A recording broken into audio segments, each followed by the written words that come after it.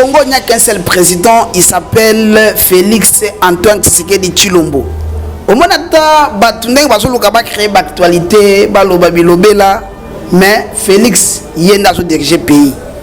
Tout ça, la débat à photo.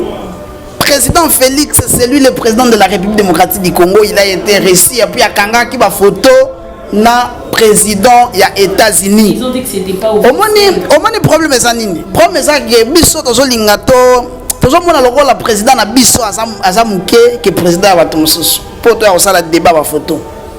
Même moi ici je peux sortir s'il y a des gens qui veulent prendre des photos avec moi. Ou moi aussi j'ai besoin de prendre des photos avec les gens. Et c'est vrai que cérémonie ce côté là photo ndenge ba sérieusement circuler. Donald Trump a pris des photos avec plusieurs personnes. Vous comprenez? Azui na ba photo na ba président moi ya Bamboke Belé et entre autres le président a tiré aussi des photos avec Donald Trump parce que liboso ça la débat a wal souci ya kangi. Donc Congolais a comme pessimiste ne loko nyonso mais toujours pesa bino vérité parce que chez nous c'est la vérité parce qu'on dit des faits et on présente le fait de Neza. Il a fait tirer des photos avec le président parce que ça qui est aux États-Unis. Et puis chaque fois que biso tozana pouvoir tokobanda aussi sabino ba matière bokobanda kozanga koloba bolobaka gouvernement ko bimate et bimaka bolobaka premier ministre ko bimate abima lelo gratuité bolobaka esimbate esimbi makamba 15 millions et ça va ikara po basali président na biso vital bayebi ke yen sedana puissance makasi et puis président za mutamaele makasi atango a comprenant que mabeza place tel akanga ki ba mabe wana akagi ba maduso bato bana oyiba mbongo yango balukaki basalirier mais président bimi tête haute bato ba comprendre que non mutu nyonso aza maele intellectuel nyonso a comprendre que non banda okose la vital asa bon gestionnaire ndenga yaki na pouvoir na ndenge pe ya kozonga na pouvoir akozonga na ndenge pa kobima bokotikala koyoka na problème te parce que partout oyo asi aleka atika ba trace moko ya malamu mingi donc to ça na problème ata moko te biso tozo travailler pour na mboka bato ba se tranquilliser to na pouvoir pour na ko travailler to na pouvoir pour na musala malamu ezali pe peuple congolais a se retrouver dans 5 ans na biso yamboto vraiment une ménoire parce que comment on a likambo ezola kisake ezalaki prisonnier politique na bino ali boso bobande déjà au Canada au Congo il n'y a pas un prisonnier politique. Le fait oh bazo poursuivre Mike Mukebai et ça va fait privé entre yena ba particulier mususu ce n'est pas un fait oh ezo la gouvernement ce côté à ma connaissance Mike a 13 plaintes au batiki yango et pas procureur ce qui pose un problème na Mike qui doit déposer peu au bakisango comme 14e plainte le procureur ça musana et le procureur est là pour chercher les infractions ayena yango ce qui réunir yango amoni que ça va yomne mukolo biloko yo akenango apesi tango bakopesa bakopursuivre yo Glodidia Sika, la mignonne, la mignonne, Tracy Mbelenga Pro, Tracy Mbelenga Pro, Kata. Certains concepts pour vraiment apprendre à chuchoter votre peau. La peau a besoin de la communication, la peau elle n'a pas besoin d'être négligée. Chez Grasse Beauté Cosmétique Paris, nous travaillons pour la restauration de la peau. Ensemble, là, on confectionne des produits cosmétiques pour la peau mate, la peau métisse, pour les enfants, pour les hommes, pour les femmes, aussi pour les femmes enceintes. Quand vous arrivez chez Grasse Beauté Cosmétique Paris, posez vos bagages. On s'occupe de tout, on s'occupe de la restauration, on s'occupe de comment vous allez communiquer avec votre peau en toute sérénité. Une plante verte d'Amazonia.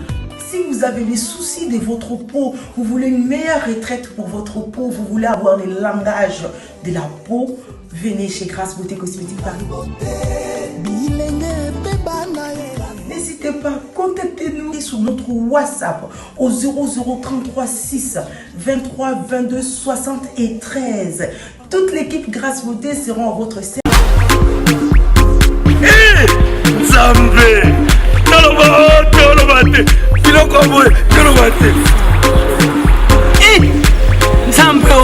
yo,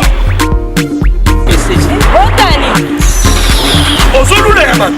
ya yo mpe koki kokoma bongo na pomade awa toza na pomade awa toza ngai mwasi na ngai mpe okuma olingi osomba pomade naturelle awa toza en ligne www.awatoza. Soit appelé au numéro 00 33 75 11 10 975. Bonne adresse, il y a Kosomba Pomade Awatoza, 70 rue Marcadet, 18e arrondissement, métro Marcadet, ligne 4.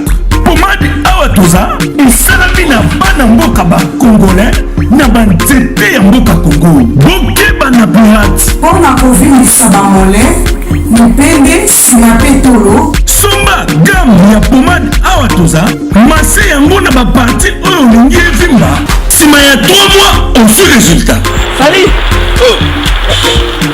La pomade Awatoza, moi c'est un pas communal qui bocole. La pomade Awatoza. Bienvenue à tous de partout vous êtes en train de nous suivre. Elenga Congo reste la meilleure chaîne, comme je vous l'ai dit toujours.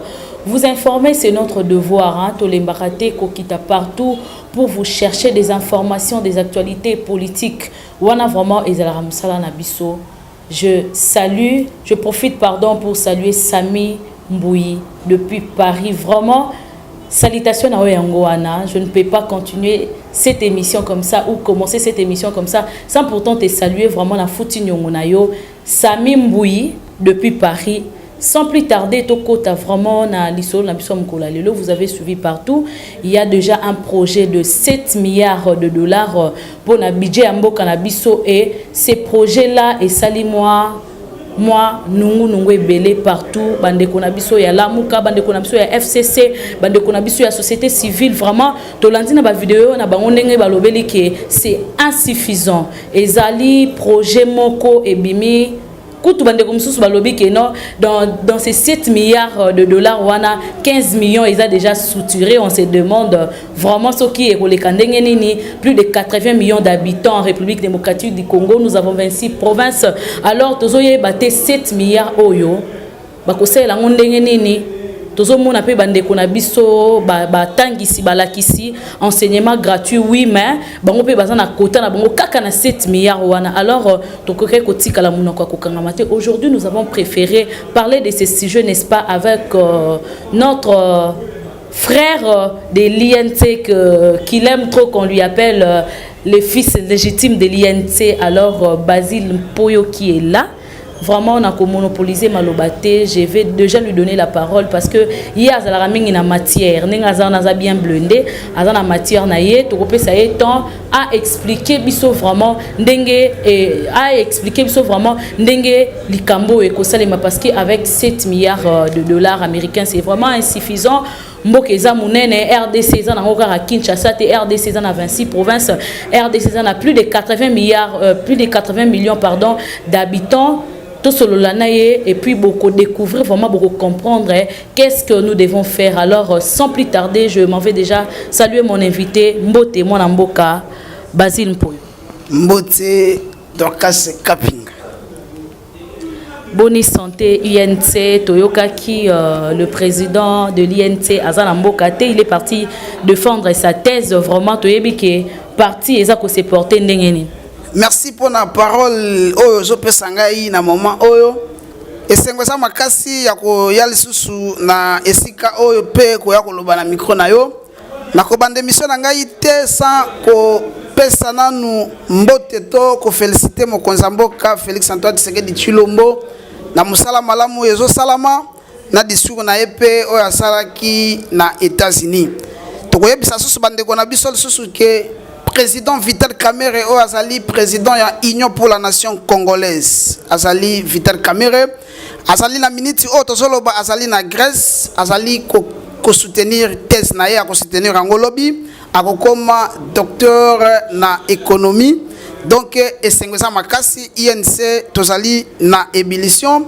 Ce qui otali délégation est accompagné Vital Kamerhe, il faut comprendre que non c'est un papa qui a des enfants et un papa qui a beaucoup de gens derrière lui.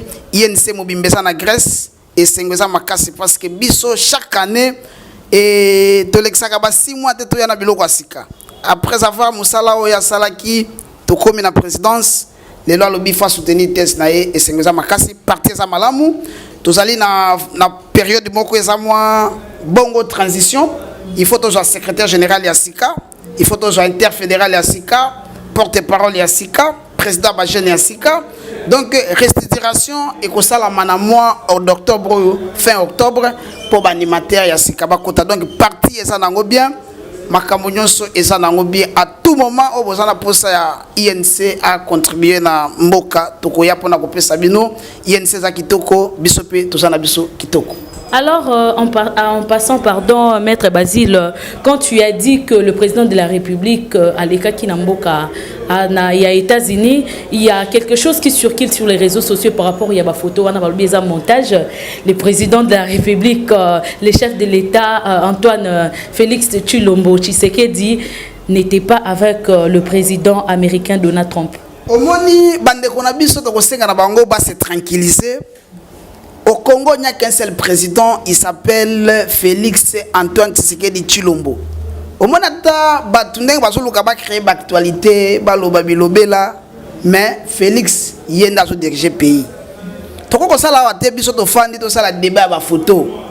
Président Félix, c'est lui le président de la République démocratique du Congo, il a été réussi et puis à Kanga qui va photo na président ya États-Unis. Ils ont dit que c'était pas officiel.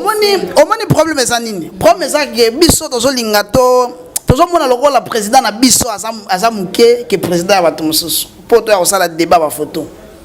Même moi ici je peux sortir s'il y a des gens qui veulent prendre des photos avec moi. Ou moi aussi j'ai besoin de prendre des photos avec les gens. Et c'est vrai que cérémonie ce côté ali ba photo ndenge ba circuler. Donald Trump a pris des photos avec plusieurs personnes. Vous comprenez? Azui na ba photo na ba président moi bambo kebele et entre autres le président a tiré aussi des photos avec Donald Trump parce que liboso ça la débat a wal soucier ya kangi. Donc Congolais a comme pessimiste ne loko nyonso mais toujours pesa bino vérité parce que chez nous c'est la vérité parce qu'on dit des faits et on présente le fait de Ninesa. Il avait tiré des photos avec le président parce que ça qui dans les États-Unis et puis problème est ça. Alors, ce n'est pas vraiment ça notre sujet, Maître Basile. C'était juste que Toyokaki Yango Yango la paix Tolobeli Yango. Alors, aujourd'hui, nous allons parler de ces 7 milliards de dollars. Toyoki, Peto Moni, Bandeko Ebele, Batelemi Kolobake, RDC Zamunene, Toza Ebele, 7 milliards de dollars, et ça vraiment insuffisant. Bandeko Nabiso pe la société civile, Batelemi pe Balobeli Kaka. Likambwango moko moko toyoki pe bandeko na biso côté ya UDPS balobi 7 milliards wana eza par rapport ya que bayaki kokuta mboka dans un état délabré et au bon basali dans 8 mois quand même toko betela bon maboko mais toyepe mopanzi na bino koto ya INT vous avez parti ya présidence vraiment beaucoup expliqué biso avec ces 7 milliards est-ce que nous devons espérer vraiment na 7 milliards oyo vi ba habitants au bazana kata République démocratique du Congo. Au moni débat oyo ngamo na lobaki moyen to sala ngo ozalate parce que Congolais ceux qui ba tcheka mo loko et bimi libanda donc esali débat mais après 2 3 4 jours débat ici on comprend que no ba bandela ki débat baza na matière parce que ba kenda ki vite à la besoin. Au moni esali projet pour comme la loi budgétaire il faut les cana parlement ba député ba adopter yango wana nde to yugo ko sala débat sur yango comme ça projet tozela et comment na kati ya parlement ba voter yango ceux qui va voter wana nde to yugo ko sala débat sur yango mais projet nyonso e utaka libanda o utaka na gouvernement et ke baki na parlement possibilité zali ya ko sala débat si projet wana kola ki sa premier ministre que non yo yeli biso projet ya 7 milliards tala na mboka na biso suite que mbongo bandai ko limwa na bané passé autant mais ndenge mbongo zo limwa sous te possibilité zali que na secteur par exemple la santé o ezalaki 1% ndenge makambo comme ebongi et comme boy possibilité zali que non santé et comme na budget ou pourcentage na comme à 5% ce qui va démontrer yango ba soumettre yango na vote puis emati projet ce qui te donne l'important d'imao comme 7 milliards il faut pas voter yango comme va voter na nous c'est un projet mais na quoi biso eloko moko au moment du président Félix tant a présenté un programme naie a présenté un programme naie il y a 86 milliards ezalaka pona 10 ans. Mais ce qui te lobby, to diviser yango par année, au komona ki kosala ba 8 to ba 9 milliards par an. Donc ce qui te bête 10 ans, to komona 86 milliards. Oh ya lobaka tango azalaka candidat président de la République. Mais to kozonga lisusu wana. Omoni tango ba pesi eloko oyo eleki, Premier ministre a lobby azana réunion na ye lobby ba ko lobelango lisusu vu que makambo ndenge zokende tokoki na bespère na batunde ba lobby tokoki ko za budget na biso soki eza muke fait à la tête 10 milliards pour l'exercice ya liboso pour l'année ya liboso parce que possibilité ça li que ce de comme en 2021 budget na pe ekokoma 20 milliards suite ya sort to makambo nini ekoki ko continuer donc problème wana tokoki ko sala lango débattre ezali projet possibilité ezali que to les kana yango na parlement peut pas faire sa proposition na bango et que ba komatisa yango souci ba congolais ezali que congolais nyonso azala malamu omoni ndenge loko ya enseignement oyo gratuité enseignement ezo pesa esengwe pa na batu nde batu ba konsepela tango biso to lobaki lorsqu'on sera au pouvoir ndenge toye na pouvoir nous sommes là les esclaves ya peuple congolais a bénéficié na musala o biso to sali ko sala. Ndeko Basile, quand tu parles de l'enseignement, moi je vais t'informer qu'il y a des grèves na boboto, na bosangani, ba na bazotangate, ba professeur ba kangi ba porte, il y a de grèves. Et puis dans 4 il y a 7 milliards wana, 2 millions je pense il faut qu'il y ait des côtés à enseignants. Mais bino au moins le problème est nini na lobby débat oyo poto salango malamu to zelango le kana parlement. Je suis sûr que les députés du cash ils sont là en train de travailler sur ça.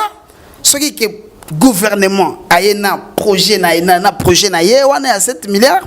Il y a déjà des études qui non, Tokosuka na 7 milliards. Déjà projet, Tokokoma 10 milliards, 12 milliards. Pour un exercice où il y a les boss, il y a besoin de pouvoir. Bah, tu passes à la calme, mais Moussa les autres salamans. Quand tu parles de 12 milliards, je ne sais pas, vous allez compter, beaucoup compter dans la régie financière, il y a un beau cannabis au tondengeni. Mais au moins, il y a un budget, il y a un bon, il y a une prévision budgétaire qui nous a rendu tel bon autant. Possibilité, ça comme bonne gouvernance. Au biso de banda ko prenez tant que vous avez une opposition, to situer na yango. Possibilité ça que ba recette vous n'avez pas la majorité non vous voyez au moni eloko ya mboka et eloko tango za l'intérêt ya mboka état la kate que non yo za opposition tous à la majorité non quand il y a l'intérêt de la république au moni de mukolo premier ministre ayaka ko présenter équipe na parlement vous avez senti même des députés du cash banda ko relever moi biloko mo et pour permettre que non tango ko ya prochainement abongisa. Ils sont là pour contrôler le gouvernement, ils sont là pour qu'il y ait des propositions à bien pour que Mboka na biso kende liboso. Ndenge to sawana possibilité zali que budget na biso wana ba ko voter yango ndenge wana te za projet. Qui va voter ndenge wana parce que bon, yango na ko yebisa que non, nga na yebisa ka yo que non à chaque fois que j'ai toujours fait des émissions, j'ai dit toujours des histoires où ils alaka réel au pays ko kisamaka. Moi je vous assure que non. 15 millions de non, moi je vous assure que non, c'est un projet de loi. Et que s'il y a possibilité, lorsqu'il y a débat au Parlement, qui va matseango, comme demain il y aura encore une réunion, il y a gouvernement, bakosalango qui est komata. Aujourd'hui, balikambo il y a 7 milliards, et il y a 15 millions. Et ça la biso passi. Ngai na sa mutu amibeko. Tokenaki na eloko ya détournement. Tozongi na détournement. Lorsque le président a parlé à sa interview na ye, ayebisi bango que ça détournement te ezali rétrocommission. Maintenant on a eu rétrocommission, namoni batum soit comme loba makambo ya corruption. Balobi bon ça va c'est la corruption. Mais rétrocommission, mbongo wana, omoni batu wana, bakoko ya pe ba pesi journaliste ba kabelo yango. Balobi na rétrocommission na biso to ndimi to kabela yango ata bana bitike. Ba pesi bango. Bako kabela yango pe ata individu. Personne ne peut me prouver le contraire. Mbongo wana bako ya pe nango. Mais la vérité est que mbongo wana ezali mbongo ya l'état te. Pour pas lobela détournement, il faut que mbongo wana ezala euti na caisse ya l'état. Nde ba lobi ki non, ba yibaki yango ba benga yango détournement. Comme ça ya l'état te, le président a donné des précisions sur ça, bazongi na rétrocommission, les gens ont changé de débat. Débat est changé. Si ko ba comme lobela corruption. Mais pour parler de la corruption, il faut na corrompu, na corrupteur. Ce qu'on a bilo ko wana ndana za corrompu, ndana za corrupteur. Botika ko sala ba débat parce que tu sais ça bino que à chaque fois que biso toza na pouvoir tokobanda aussi sabino ba matière bokobanda kozanga koloba bolobaka gouvernement ko bimate e bimaka bolobaka premier ministre a bimate abima lelo gratuité bolobaka esimba te esimbi makambo 15 millions ezalaki kaka po basali président na biso Vital bayebi ke ye nse na puissance makasi et puis président sa mutu amaele makasi atango a comprenaki ke mabesa place tel akangaki ba mabe wana akaki ba maduso bato bana oyiba mbongo yango balukaki basalirier mais président bimi tête haute bato ba comprendre que non mutu nyonso aza maele intellectuel nyonso a comprendre que non banda okose la Vital asa bon gestionnaire ndenga yaki na pouvoir na ndenge pe akozonga na pouvoir akozonga na ndenge pa kobima bokotikala koyoka na problème te parce que partout oyo asi aleka atika ba trace moko ya malamu mingi donc toza na problème ata moko te biso tozo travailler pona mboka bato ba se tranquilliser tu es na pouvoir pour na travailler tu es na pouvoir pour na musala malamu ezali pe peuple congolais a se retrouver dans 5 ans na biso ya mboto zo 5 ans mususu.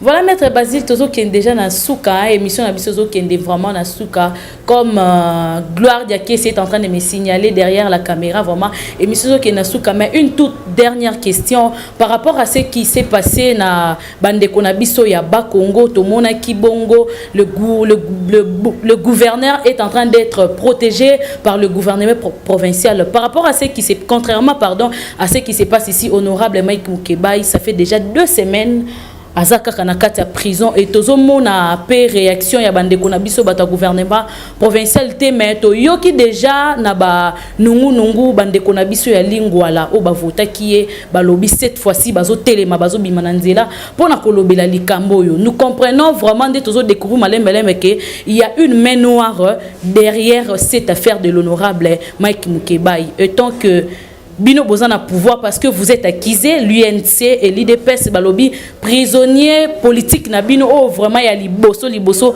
ubanek au kanela ezalaki lui voilà aujourd'hui azali na kata prison vraiment famille ezoli la puis bato ba vota qui est na lingua la bazola qu'est-ce que tu peux dire par rapport à cette affaire? Merci pour la mutuna na yo lobi mutune za asuka omoni dossier ya gouverneur o ya Congo central et ça ndenge moko tena ya Mike Mukebai. Dossier ya gouverneur à Congo central, le procureur a sengaki gouvernement et assemblée provinciale ya Congo central va passer permission pour enquêter sur gouverneur. Mais place beauté à démocratie za la kawana, au moins tango ton limite au pesa ba député ba représenter biso. Et puis mususu pe photo c'est la ba député pe ba ebisa biso nini biso pe do ko sala. Ba député tango ba sengi bango balobi non bolongola immunité à gouverneur pour te poursuivre hier ba député balobi tomoni problème à mabete je ne défends pas les députés mais je dis ce qu'il y a balobi tomoni problème à mabete gouverneur na biso tozana na posa na hier a présenter la biso projet moko ya bien azana na programme bien pour na nani province na biso to ndima ete bakangaye baboya ikolongola ngo ka Mike Mukebai ezaka mususu procureur asengaki balongola immunité na ye. Les députés ont accepté. Les députés, les collègues, Mike Mukebai, bandimaki, balongola yango. Balongola yango. Mais par là, nous pouvons dire que il y a un compte à rendre ou bien il y a vraiment une main noire parce que comment on a les cambo et zola qui saké, zola qui prisonnier politique n'a bien ali bosso bobandé déjà au Canada. Au Congo, il n'y a pas un prisonnier politique. Le fait oh bazo poursuivre Mike Mukebai et ça va fait privé entre yena ba particulier mususu. Ce n'est pas un fait oh ezo ta gouvernement. Sokotali à ma connaissance Mike a 13 plaintes au batiki yango et pas procureur. Ce qui pose un problème na Mike qui doit déposer peu au bakisango comme 14e plainte. Le procureur le procureur est là pour chercher les infractions. Ayena yango soka réunir yango moni que ça va yomne mukolo biloko yo. Akenango apesi tango bako pesa bako poursuivre yo. Problème ya Mike ezali problème moko ezali étalié na ba particulier. Mike n'est pas un prisonnier politique. Le président Lobaki yango et puis to loba yango to betela yango c'était aussi longtemps que nous sommes au pouvoir, il n'y aura pas un prisonnier politique. Soko keko finga batu, soko yibi biloko na yo, soko zolingani no ya ko bata ma que vous êtes politicien, wana tu ne seras pas mais protégé. Les problèmes, non, là, ce n'est pas à moi d'éclairer l'affaire. L'affaire est encore chez les procureurs. Le procureur, jusque-là, il est encore à la recherche des éléments. Moi, je suis procureur. Azawana, azobotiki la procureur Samusana ye, azoluka belema malem malem. Comment ils ont géré cette ils ont jugé, on bien faire ça flou. Non. Non, ils sont, ce sont aussi. Je suis en train de me poser la question. Nous faisons l'opposition de la haine ou nous faisons l'opposition pour amener des propositions? Ou nous faisons de l'opposition sans tenir compte de la loi Mboka. Même l'opposition, il y a une loi la loi de 2004 qui organise l'opposition dans Mboka Nabiso. Donc, bango personne qui bazali, parce que se soumettre à la loi wana. Mais ndenge za awa, l'enfer justice, pas que se mêler dans quantité. Le procureur est en train de faire son travail, batikaye calmement. Le procureur a fait demander que balongo la immunité, l'assemblée provincial bandima ki yango ba député ba collègue Mike Mukeba yo bazalaka naye ba votaki balongo l'immunité na ye yango bazo poursuivre ye soki procureur assise musala na ye ba komema ye batindi ye na tribunal. Donc ekoki apprendre pe biso ba politiciens que quand nous sommes devant les gens il faut amener des propositions au lieu banda ko finga et pas na biso to finga kate Vital Kamerhe tikala otangisa mwana na ata mokote pour finga mutu mais to yaka na mayele to yaka na ba proposition. Donc affaire Mukebai c'est le fait privé na ye bazo poursuivre ye pona ba maladresse na ye ba comportement na ye bana ko sala sans tenir compte ya balo ya mboka.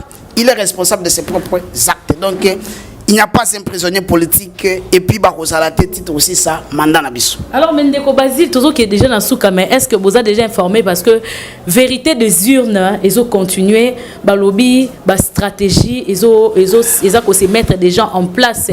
Ceux qui kobi mananzela, lobby, baza prêt. Bakobi mananzela parce que bazo silisa petit à petit ba meeting na bango de proximité ya kosola fara na peuple congolais ba lobby vérité des urnes et ko continuer. C'est par là que na koyebisa bandeko na biso oyo bazolanda biso ba yolanda biso malamu. INC depuis élection jusqu'à aujourd'hui nous sommes sur terrain. Nous sommes en train de préparer les partis des mieux amis pour gagner encore des élections en 2023. Aussitôt, on a travail. Ce qu'on a dans chaque province, l'INC a une ébullition. Comment gagner les élections en 2023. Mais ils sont dans le même discours. Mais il faut pas comprendre nous sommes en train d'avancer, nous sommes au pouvoir, nous sommes en train de travailler et nous allons aussi gagner les élections. Et là, il y a vérité. La CENI, l'organe habilité conformément à la loi Mboka Nabiso, il y a déjà prévu et rendre verdict et puis ça va résultat. Et puis si c'est déjà passé, et là la Cour constitutionnelle, organe où ils allaient reconnaître dans Mboka Nabiso pour cette décision définitive et si et puis si, mais un individu qui n'est pas député, il n'est ni avocat, il n'est rien, individu, il dit il faut pas revoir la décision. Est-ce que la décision est justice? Que non, par rapport à cette décision, on ne peut plus revenir. Si vous avez besoin des éclaircissements, la réponse la vérité des urnes, c'est Félix Antoine Tshisekedi Tshilombo, c'est lui le président de la République. C'est ça la vérité. Tout le monde était bandé qu'on a besoin à Cameroun. C'est la fois on a vidéo les Camerounais qui réclament le président Nabiso. Mais nous les avons répondu facilement. Nous n'allons pas vous donner notre président en échange à Batunabino au gouvernement. Nous allons vous donner Fayolo gratuitement. Donc chez nous, nous sommes là en train de travailler. On est à distraction. Nalanda ki ndeko nanga moko alobi ya la muka alobi ezali usurpation que le président est en train de faire. Il y a usurpation. Comment on peut usurper le pouvoir? Quelqu'un qui a été proclamé, publié par les organes compétents, déclaré élu par les institutions compétentes, aujourd'hui usurpation. Mais les mots là n'ont pas de sens. Bon, tu as la théâtre parce que moi on a vu ce qui théâtre bon ça la ta bon qui n'était pas sauvé qui bon tu as dérangé biso biso to ça on a travaillé bande konanga la muka bon qui ne ko implanter ba partie na bino parce que lobby sous boya kolela biso to ça musala bino moko bozo mona mutu moko ta ko contredire biso yeni c'est ça les bilitions cache to travailler pour gagner sur ba mpona mais bango baso ma biso na distraction.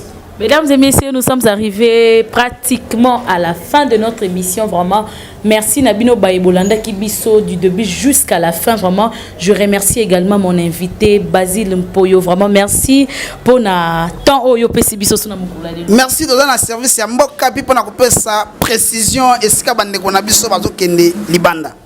Alors, Mwambote, votre numéro aussi.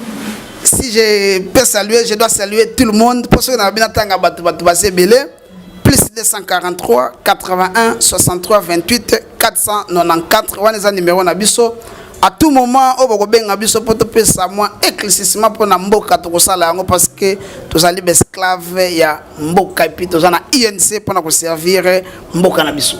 Merci Nabino Nyonso Balandi. Vraiment Bolanda Kibiso du début jusqu'à la fin. Tokomi Nabiso na suka émission. Comme je vous l'ai dit toujours, vous informer c'est notre devoir. Tozalakawana pour na koluki la bino actualité vraiment na ba source na yango. Ndenge pe tokitaki lelo lisusu na INT to pesibino bande ko na biso ya INT ba pesibino éclaircissement sur les 7 milliards. Vraiment c'est encore un projet. Alors projet wana et comme mama na parlement et puis bokoye ba suite na yango ce qui parlement ba bande ba parlementaire na biso ba ko voter yango ou non. Vraiment vous serez toujours informés. Quant à moi, je vous dis merci beaucoup et continuez de vous abonner sur www.elenga Congo TV, vraiment chaîne Nabino ya Malonga, tolobara toujours RTNT na Bangonde, Elenga Congo TV. Vraiment, quant à moi, je vous dis au revoir.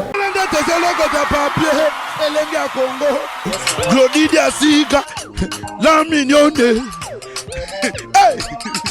la mignonne.